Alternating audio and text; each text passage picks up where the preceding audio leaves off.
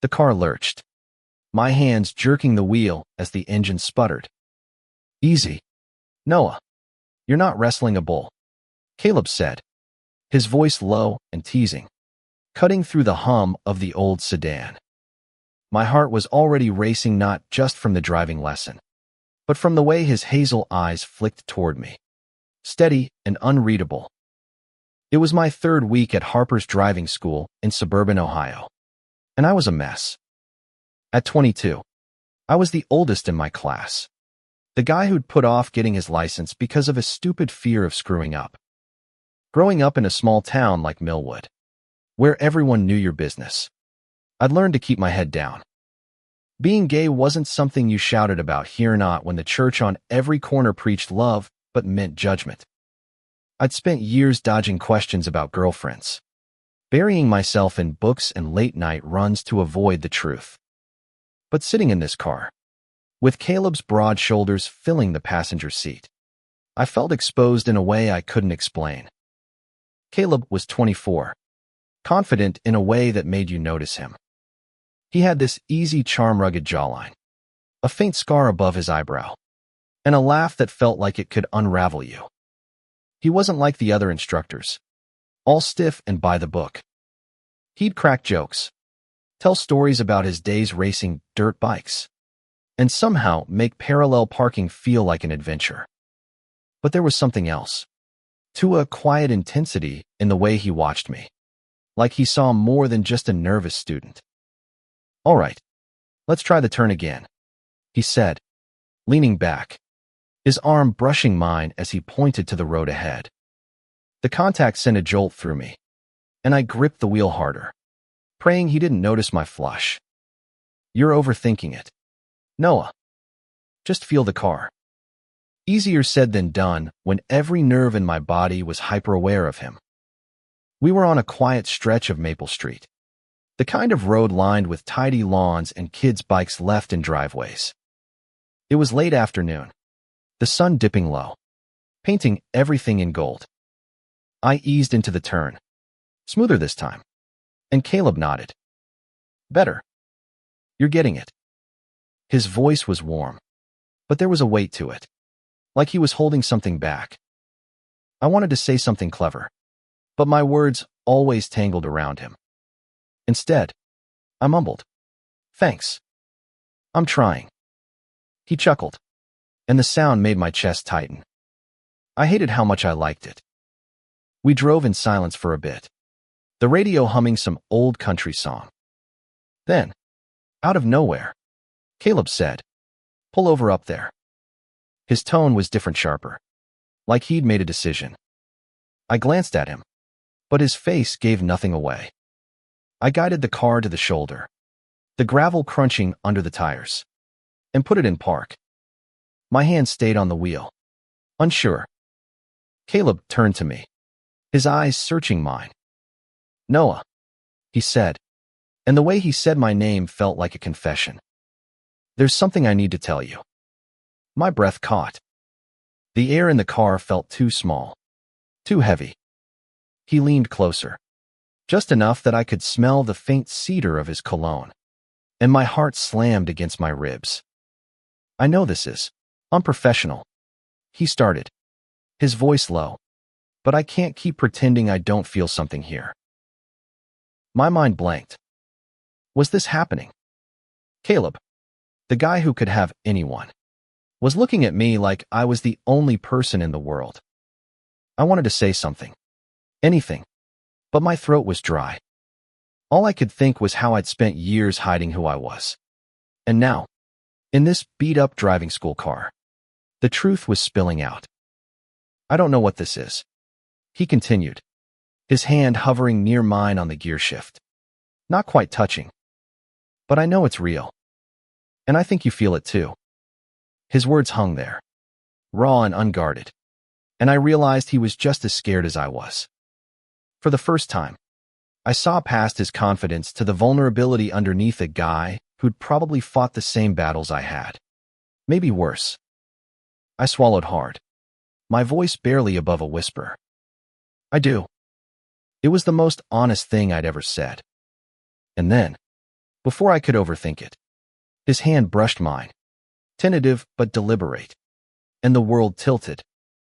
The moment stretched, fragile and electric, until a car horn blared in the distance, snapping us back. Caleb pulled away, running a hand through his hair. "We can't. Not here," he said, his voice rough. "But we need to talk. Really talk." I nodded, my head spinning, knowing nothing would be the same after this. As we drove back to the school, the silence wasn't awkward, it was alive, full of things we weren't ready to say. I didn't know where this was going, but for the first time in my life, I wasn't running from it. The next lesson, I could barely look at Caleb. My hands shook as I adjusted the mirrors, his presence beside me like a live wire. What happened yesterday wasn't a fluke, it was a crack in the wall I'd built around myself, and I wasn't sure if I wanted to patch it or tear it down. We stuck to the basics: left turns, right turns, merging onto the highway. Caleb's voice was steady, professional, but I caught the way his eyes lingered when he thought I wasn't looking. "You're doing great, Noah," he said after I nailed a three-point turn. I mumbled a thanks, my face burning. "Great." Like I could focus on driving when my mind was replaying his hand brushing mine. His words, "I think you feel it too." Back at the driving school lot, I parked, expecting him to dismiss me like usual. Instead, he said, "Got a minute?" My stomach flipped. I nodded, and we sat there, the engine ticking as it cooled. "About yesterday," he started, his voice low. I meant what I said. "But it's complicated. I could lose my job. And UUVE got enough to deal with." He wasn't wrong. Millwood wasn't exactly a haven for guys like us. My parents, devout and traditional, would lose it if they knew.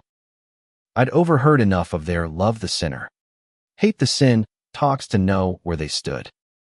And Caleb, he was risking more than just gossip.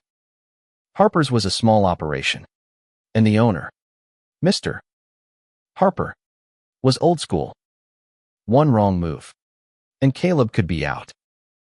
"I get it," I said, my voice steadier than I felt. "But I'm not a kid. I know what I'm risking too." His eyes softened, and for a second, I thought he might reach for me again. Instead, he sighed, leaning back. "Let's just take it slow. Meet me tomorrow night." "Not here. The diner on Route 12. We'll talk." The diner was a relic, all chrome and neon, the kind of place where truckers and locals swapped stories over greasy burgers. When I walked in the next evening, Caleb was already there, tucked into a corner booth, his leather jacket slung over the seat. He looked up, and his smile hit me like a punch. "You came," he said, like he'd half expected me to bail. We ordered coffee and pie, the kind of small talk you use to avoid the big stuff. But eventually, he leaned forward, his voice low. "I've known I was gay since I was 15, he said. "Took me years to stop hating myself for it. My dad, he didn't take it well. Kicked me out when I was 17. My chest ached hearing it. I'd never been kicked out, but I knew what it was like to feel like you didn't belong in your own skin. I've never told anyone," I admitted. "Not my parents. Not my friends. I just kept it locked up." Saying it out loud felt like shedding a weight I didn't know I was carrying. Caleb reached across the table, his fingers grazing mine. And this time, he didn't pull away. "You don't have to hide with me," he said. For the next week, we stole moments late-night talks at the diner, quiet drives after lessons. Each one chipped away at my fear, but the weight of secrecy grew heavier. I was falling for him, hard, and it scared me as much as it thrilled me. Caleb was careful, never crossing the line during lessons, but I could feel the tension building, like a storm waiting to break. Then came the day of my road test. I passed barely and Caleb was there, grinning like he was prouder than I was. "Told you you'd get it," he said, tossing me the keys to celebrate with a solo drive. But as I pulled out of the lot, I saw Mr. Harper watching us from the office window, his eyes narrow. My stomach dropped. Something told me he'd seen more than just a student and his instructor. Mr. Harper's stare burned into me as I drove away, the keys heavy in my hand. I tried to focus on the road, but my mind was a mess, part elation from passing, part dread from that look. Caleb had warned me to be careful, but we hadn't been careful enough. That night, I met Caleb at the diner again. He looked tense, his usual easy grin replaced by a tight jaw. "Harper pulled me aside today," he said, stirring his coffee without drinking it. "Asked me if there was anything inappropriate going on with a student." My heart sank. "What did you say?" I asked, barely breathing. Told him the truth, that I'm just doing my job.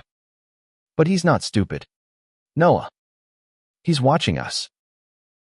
The weight of it hit me. This wasn't just about us anymore. It was about Caleb's livelihood, my future, and the suffocating small-town rumor mill. "Maybe we should cool it," I said, hating the words as they left my mouth. Caleb's eyes darkened, but he nodded. "Yeah, maybe." But neither of us meant it. The next few days were torture. We kept our distance during lessons, sticking to clipped instructions and forced small talk. But the pull between us was stronger than ever, like trying to ignore gravity. One evening, after everyone else had left the school, I found Caleb in the garage, tinkering with an old car. "You shouldn't be here," he said, not looking up. But his voice was soft, almost pleading. "I couldn't stay away," I said, stepping closer. He set down his wrench, his hands smudged with grease. And when he finally looked at me, the air shifted. "Noah," he whispered. And then he was kissing me, urgent and unguarded, like he'd been holding back for too long. I kissed him back, my hands fisting in his shirt, the world narrowing to just us. It was reckless, and we knew it. The garage door was open, and anyone could have walked by. But in that moment, I didn't care. All the years of hiding, of pretending, melted away. When we finally pulled apart, breathless, Caleb rested his forehead against mine. "We're going to get ourselves in trouble," he said, but he was smiling. Trouble found us faster than we expected. The next morning, Mr. Harper called Caleb into his office. I waited outside, my stomach in knots. When Caleb came out, his face was pale. "He's suspending me," he said. "Someone saw us last night. They're saying I crossed a line." My heart stopped. I wanted to ask who, how, but the look in his eyes told me it didn't matter. The damage was done. Word spread fast. By the end of the day, my phone was buzzing with texts from friends, nosy classmates, even my cousin. "Heard you're involved with your instructor." One read, "What's going on, Noah?" I didn't answer. I couldn't. All I could think about was Caleb, alone, facing the fallout of something we'd both wanted. That night, I found him at the diner, staring into a cold cup of coffee. "This is my fault," I said, sliding into the booth. He shook his head. "No. I knew the risks. I just didn't expect it to hurt this much." His voice cracked, and I realized how much he'd been carrying his past, his job, the weight of being out in a town that didn't forgive. "We'll figure it out," I said, reaching for his hand. But even as I said it, I wasn't sure. Millwood wasn't a place for happy endings. Not for us. And yet, sitting there, his fingers laced with mine, I felt a stubborn spark of hope. The rumors spread like wildfire, each whisper twisting the truth into something uglier. By the end of the week, I was the troubled kid who'd seduced his instructor, and Caleb was the predatory teacher who'd taken advantage. Neither was true, but Millwood didn't care about truth. It cared about stories. I avoided my parents' questions, their worried glances over dinner. "Is something going on, Noah?" my mom asked, her voice tight. I mumbled something about school and fled to my room. I couldn't tell them not yet. Not when I was still figuring out what this meant for me. Caleb wasn't answering my texts. I drove to his apartment, a cramped place above a hardware store, and found him packing. "What's going on?" I asked, panic rising. He didn't meet my eyes. "I'm leaving, Noah. Harper fired me. Said it's best for everyone." His voice was flat, but I saw the hurt in the way his hands shook as he folded a shirt. "You're just leaving?" I asked, my voice breaking. "What about us?" He finally looked at me, his eyes raw. "There's no us if I stay. This town will eat us alive. You know that." He was right, but it didn't make it hurt less. I wanted to beg him to stay, to fight, but I saw the exhaustion in him, the kind that comes from years of battling a world that doesn't accept you. "I'm not giving up," I said, stepping closer. "I don't care what they say." Caleb's laugh was bitter. "You're braver than I am." Then. But he didn't push me away when I hugged him, his arms tightening around me like he was afraid to let go. The next day, I did something reckless. I went to Harper's office and told him the truth, that Caleb hadn't done anything wrong, that we were both adults, that what happened was mutual. Harper listened, his face unreadable, then said, "You're young, Noah. You don't understand the consequences." I walked out, my hands shaking, knowing I'd probably made things worse. That night, I found a note slipped under my door. Caleb's handwriting, "Meet me at the lake." Midnight. The lake was on the edge of town, a quiet spot where kids went to drink and make out. When I got there, Caleb was waiting by the water, the moonlight catching the planes of his face. "I'm sorry," he said. "I shouldn't have let this happen." "Don't," I said, cutting him off. "Don't apologize for something that felt right." We sat on the shore, the water lapping softly, and talked really talk for the first time. About his dad's rejection, my fear of coming out, the dreams we both had of escaping Millwood. It wasn't just about us. It was about finding a place where we could be ourselves. As dawn broke, Caleb took my hand. "I'm leaving tomorrow," he said. "Come with me." My heart stopped. Leave Millwood. My family. My life. But looking at him, I realized staying meant hiding forever. "Where?" I asked. He smiled, soft and hopeful. "Anywhere but here." Saying yes to Caleb was like jumping off a cliff, terrifying, exhilarating, and final. I had one day to decide my future, and every second felt like a countdown.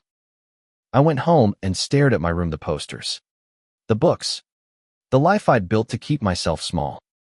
Could I really leave it all? My parents were at church when I started packing. Just essentials, clothes, my laptop, the journal I'd kept since high school. Each item felt like a betrayal, but staying felt like a bigger one. I wrote a letter to my parents, my hands shaking as I tried to explain. "I'm gay. I'm leaving to find myself. I love you, but I can't stay." I left it on the kitchen table, knowing they'd find it after I was gone. Caleb picked me up at midnight, his old pickup truck rattling as we drove out of Millwood. The town faded in the rearview mirror, and I felt a strange mix of grief and freedom. "Where are we going?" I asked, my voice small. "Chicago," he said. "A friend's got a place we can crash. It's a start." Chicago. A city big enough to disappear in. To be ourselves without looking over our shoulders. The drive was long. The highway stretching endlessly under a starless sky. Caleb reached for my hand, and I let him hold it. The warmth grounding me. "You scared?" he asked. "Yeah," I admitted. "But not as much as I thought." He smiled, and for the first time, I saw a future that wasn't shadowed by fear. Chicago hit us like a tidal wave, bright, loud, alive. Caleb's friend, Jamie, was a bartender with a quick laugh and a spare room in his Wicker Park apartment. He didn't bat an eye when Caleb introduced me as his boyfriend, the word landing like a spark in my chest. Boyfriend.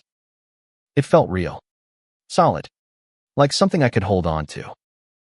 We found jobs, Caleb at a garage, me at a coffee shop.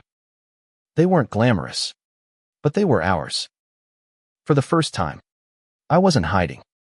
We'd walk down the street, hand in hand, and no one cared.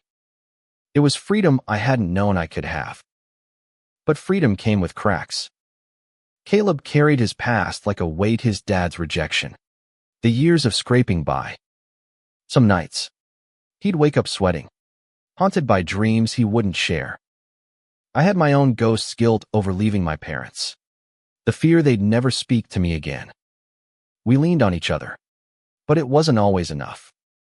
One night, after a long shift, I found Caleb on the roof, staring at the city skyline. "What if this was a mistake?" he asked, his voice barely audible. "What if I dragged you into something you weren't ready for?" I sat beside him, the cold concrete biting through my jeans. "You didn't drag me," I said. "I chose this. I chose you." He looked at me, his eyes searching, and kissed Meslow, like he was memorizing me.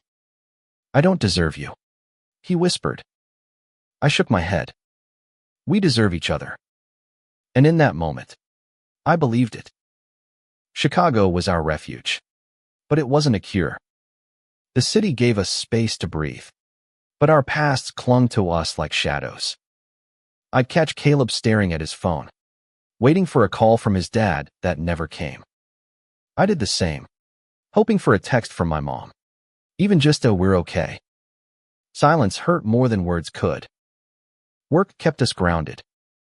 The coffee shop was hectic, but I liked the rhythm, steaming milk, chatting with regulars, the hum of life around me. Caleb thrived at the garage, his hands always smudged with oil, his grin returning when he talked about fixing up an old Mustang. We'd meet after shifts, stealing moments in dive bars or quiet parks, building a life one day at a time. But Millwood wasn't done with us. One evening, I got a call from my cousin. "Sarah, your parents are a mess," she said. "They found your letter. They're not mad. No, they're scared. They think you're lost." Her words cut deep. I'd wanted to protect them, but I'd hurt them instead. "Tell them I'm okay," I said, my voice thick. "I'll call soon." I didn't. Not for weeks. The guilt was too heavy, and I wasn't ready to face their questions or their judgment. Caleb noticed my silence, the way I'd zone out during dinner. "You got to talk to them," he said one night, his hand on my knee. "Not for them. For you." I knew he was right, but the thought of hearing disappointment in their voices kept me frozen. Then came the letter. It was forwarded from Millwood, my mom's neat handwriting on the envelope. I opened it with trembling hands. "We don't understand, Noah, but we love you. Please come home." My throat tightened. Home. The word felt like a trap and a lifeline all at once. I showed Caleb the letter, expecting him to tell me to ignore it. Instead, he said, "Maybe you should go. Not to stay, just to see them. You'll regret it if you don't." His voice was steady, but I saw the fear in his eyes, the fear of losing me. "I'm not going anywhere without you," I said, and meant it. We decided to drive back for a weekend, just to talk. The trip was quiet. The familiar Ohio roads stirring memories I'd tried to bury. When we pulled into my parents' driveway, my heart was pounding. My mom opened the door, her eyes red but warm. "Noah," she said, pulling me into a hug. My dad stood behind her, silent but there. It wasn't forgiveness. Not yet. But it was a start. Caleb waited in the truck, giving me space. I told my parents everything about Caleb, about Chicago, about who I was. It was messy, tearful, but honest. My dad didn't say much, but my mom held my hand, listening. "We just want you to be happy," she said finally. It wasn't acceptance. Not fully, but it was enough for now. As we drove back to Chicago, Caleb reached for my hand. "You okay?" he asked. I nodded, feeling lighter than I had in months. "Yeah, I think I am." Back in Chicago, something shifted. The visit to Millwood hadn't fixed everything, but it gave me clarity. I wasn't running anymore, not from my family, not from myself. Caleb felt it too. He started opening up more, sharing stories he'd kept locked away, like the time he'd tried to reconnect with his dad, only to be turned away. "You make me want to try again," he said one night, his voice soft. I kissed him, hoping he felt how much he meant to me. We started building a real life together. Jamie, our roommate, became our biggest cheerleader, dragging us to queer bars and pride events. The first time I walked into a bar holding Caleb's hand, I braced for stares, but no one cared. It was just us, dancing to bad pop music, laughing until we couldn't breathe. I'd never felt so free. Work got better too. I enrolled in community college, taking night classes in literature, something I'd always loved but never pursued. Caleb started talking about opening his own garage someday, his eyes lighting up with a dream I hadn't seen before. We were still scraping by, but we had each other, and that felt like enough. Then came the call. It was Mr. Harper, of all people. "Caleb," he said, his voice gruff over the phone. "I was wrong to fire you. I've been hearing good things about you in Chicago. If you ever want to come back." Caleb thanked him but declined. "I've got a new life now," he said, looking at me. I squeezed his hand, proud and a little awed. But life wasn't all victories. My parents were trying, but it was slow. My dad sent awkward texts, asking about my classes, avoiding the bigger questions. My mom called sometimes, her voice warm but cautious. I wanted more, but I knew healing took time. Caleb's dad was another story, still silent, still a wound. But we faced it together, leaning on each other when the world felt heavy. One night, we went back to the lake, the one from Millwood, where we'd made our decision to leave. It was a spur-of-the-moment trip, a way to close a chapter. We sat by the water, the air cool and quiet. "You ever think about where we'd be if we hadn't met?" Caleb asked. I shook my head. "I don't want to. This is where I'm supposed to be." He pulled me close, his lips brushing my temple. "Me too," he said. And as the stars came out, I realized we'd built something stronger than Millwood's judgment, stronger than our fears. We'd built a home, not a place, but a feeling, carried in the space between us. A year later, Chicago felt like ours. We moved into a tiny apartment, just us, with mismatched furniture and a view of the L train. It wasn't perfect, but it was home. Caleb's garage dream was taking shape, started apprenticing with a mechanic who saw his potential. I was writing, my stories finding their way into small journals, each word a step toward the life I wanted. My parents visited once, hesitant but trying. We walked them through the city, showed them our world. My dad shook Caleb's hand, a small gesture that felt huge. My mom hugged us both, tears in her eyes. I'm proud of you, Noah, she said. It wasn't everything, but it was enough. Caleb's dad never came around, but Caleb found peace in letting go. I've got you, he told me one night, his arms around me. That's more than I ever thought I'd have. I knew what he meant. We'd both spent years believing love like this wasn't for us, that we'd have to settle for less. But here we were, proving ourselves wrong. One evening, we drove out to Lake Michigan, the city skyline glittering in the distance. Caleb pulled out a ring simple. Silver. Nothing fancy. I don't know what the future holds, he said, his voice steady but soft. But I know I want it with you. My heart stopped, then started again. Faster. I said yes before he could finish, and we laughed, kissing under the stars, the lake stretching endless before us. The road hadn't been easy. Millwood had tried to break us, and we'd stumbled plenty. But every choice, every reckless, terrifying, beautiful choice had led us here. To a life where we could love without fear, where we could be whole. I thought back to that first driving lesson. The moment Caleb's hand brushed mine, the line we'd crossed together. It wasn't just a line, it was a beginning. As we stood by the water, hand in hand, I realized the journey wasn't over. There'd be more challenges, more fights, more moments of doubt.